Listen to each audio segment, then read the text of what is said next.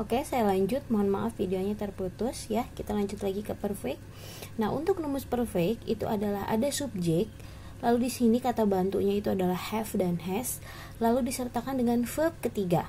Ya, kita review ulang bahwa present penggunaannya present dan future penggunaannya verb 1, sedangkan past tense adalah verb 2. Nah, sedangkan perfect itu menggunakan verb ketiga. Nah, saya ulangi lagi, verb itu apa ya Bu? Verb itu adalah kata kerja. Apa bedanya verb 1, 2, 3? Itu adalah bentuknya. Nah, dari mana kita tahu? Ya harus cari tahu di rumus, di Google, bukan di rumus, di kamus, di Google. Itu ada perbedaan verb 1, 2, 3. Misalnya contohnya read. Read itu verb satunya adalah read. Verb 2 dan verb 3-nya itu sama, read, read ya. Nah, tapi kebanyakan adalah berbeda-beda. Contohnya kayak go ya. Go verb satunya go. Verb 2-nya adalah when.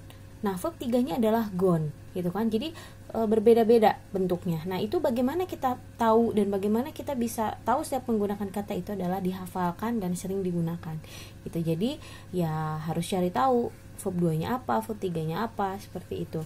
Ya, jadi rumus untuk perfect adalah subjek, kata bantu have dan has. Jadi have dan has di sini bukan artinya adalah mempunyai, bukan. Di sini adalah kata bantu yang menandakan itu adalah bentuk perfect. Pokoknya di mana-mana kalau ada have dan has setelah subjek, lalu setelahnya adalah verb 3, itu sudah pasti adalah bentuknya perfect, yang artinya kejadian itu sudah pernah terjadi atau sudah selesai dan tidak terjadi lagi saat ini. Jadi yang lampau yang sudah terjadi, seperti itu ya. Lalu setelahnya adalah objek. Contohnya adalah I have told you about this story ya. Told itu adalah bentuk ketiga dari dari talk, dari berbicara, ngobrol. Saya sudah bercerita kepada kamu tentang cerita ini ya. Told di sini adalah verb ketiga. Ini adalah contoh bentuk verb perfect. Nah, kapan menggunakan have, kapan menggunakan has? Have itu adalah untuk are you with they atau untuk untuk bentuk ini. Kalau yang has itu adalah he, she, it. Ya, seperti jadi kalau subjeknya itu adalah menggunakan I atau you atau we atau mereka, they. Nah, kalau orang ketiga tunggal itu menggunakan has. Seperti itu. Ya, itu untuk perfect. Nah, selanjutnya adalah continuous. Continuous itu adalah untuk kegiatan yang masih atau sedang terjadi. Pokoknya continuous itu adalah adanya ing, verb ing itu kalau ada yang menggunakan akhiran kata kerja ing itu sudah pasti continuous. Baik continuousnya present, baik continuousnya past tense. Nah, ini saya menggunakan contoh continuous untuk present ya, untuk basicnya. Contohnya adalah they are studying English. Ya, mereka sedang belajar bahasa Inggris, artinya sedang adanya proses belajar mengajar bahasa Inggris sedang terjadi. I'm taking a bath in this bathroom. Saya sedang mandi di kamar mandi ini. Di kamar mandi, di sebuah kamar mandi. Ya, itu artinya adalah sesuatu atau kejadian yang sedang berlangsung. Ya, rumusnya adalah subjek, adanya to be, adanya verb ing, objek. Nah, kalau penggunaan verb ing itu pasti disertai dengan to be. Ya, mau itu yang present, mau itu yang past tense, mau itu yang perfect, semuanya itu menggunakan to be, seperti itu. Nah, biasanya dalam pelajari tenses basicnya itu saya akan pelajari di bahasa Inggris 1. Nah, nanti di semester 2 itu ada bahasa Inggris 2. Nah, bahasa Inggris 2 itu nanti akan saya jabarkan tensesnya lebih detail lagi. Contohnya continuous itu past tense ada, present ada, perfect ada, future ada, seperti itu. Nah, future itu ada future past tense, ada future present, ada future perfect gitu. Itu jadi dari setiap poin-poin ini nanti berkembang.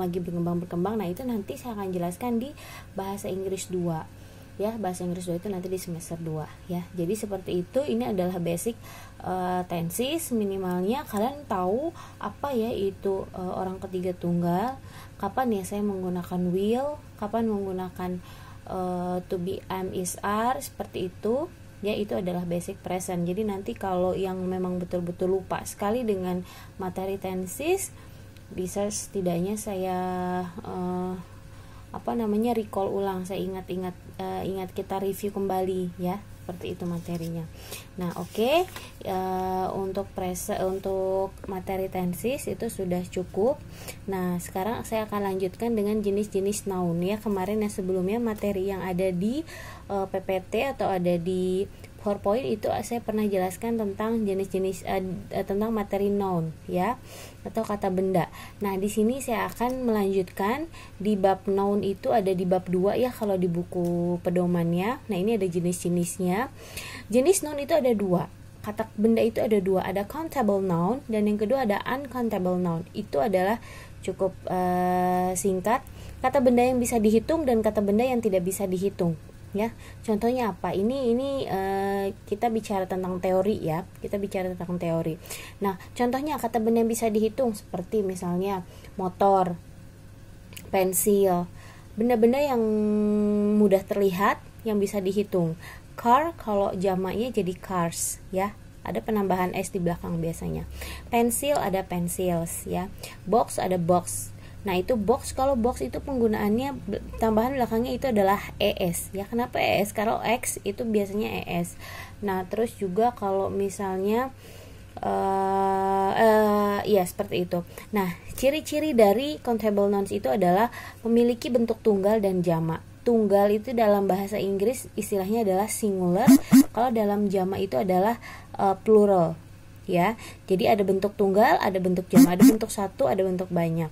Nah, to be tunggalnya itu adalah is kalau untuk present, kalau untuk past tense itu was. Kalau to be jamaknya itu are, ya. Kalau untuk present, kalau untuk past tense itu were, ya, seperti itu. Nah, kalau uncountable nouns itu yang tidak bisa dihitung. Contohnya seperti ada air, coffee.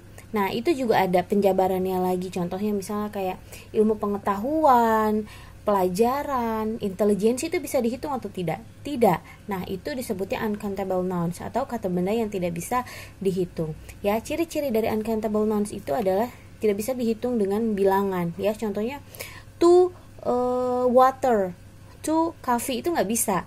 Ya, biasanya a cup of coffee atau biasanya many water gitu kan ya. Jadi dia tidak akan disertai dengan bilangan 1, 2, 3 itu tidak. Nah, lalu yang kedua tidak bisa dibentuk menjadi plural atau jamak. Ya, contohnya water jadi waters, coffee jadi coffees, itu nggak bisa ya. Itu hanya countable noun saja yang pada saat jamak itu ditambah s belakangnya atau menjadi jamak. Nah, lalu yang ketiga, kata benda yang tergabung dalam jenis ini itu kata benda yang abstrak ya, contohnya yang tadi seperti knowledge, ilmu pengetahuan, education, intelijensi, opini, itu adalah yang termasuk kepada kata benda abstrak. Nah, lalu yang terakhir adalah ciri-ciri diikuti dengan pembilang. Seperti pembilangnya itu bukan yang tadi 1 sampai 10 bukan, tapi ada di sini contohnya ada much, some, any, lot itu ya. Seperti itu. Itu adalah ciri-ciri dari uncountable nouns. Ya. Nah, mungkin itu untuk materi lanjutan dari pertemuan ketiga. Ya, seperti itu. Nanti akan saya lanjutkan dengan pertemuan ya bab keempat, itu nanti adalah materinya yang terbaru lagi. Mungkin ini untuk bab noun kita bahas sampai dengan ini ya. Terima kasih atas perhatiannya. Assalamualaikum warahmatullahi wabarakatuh.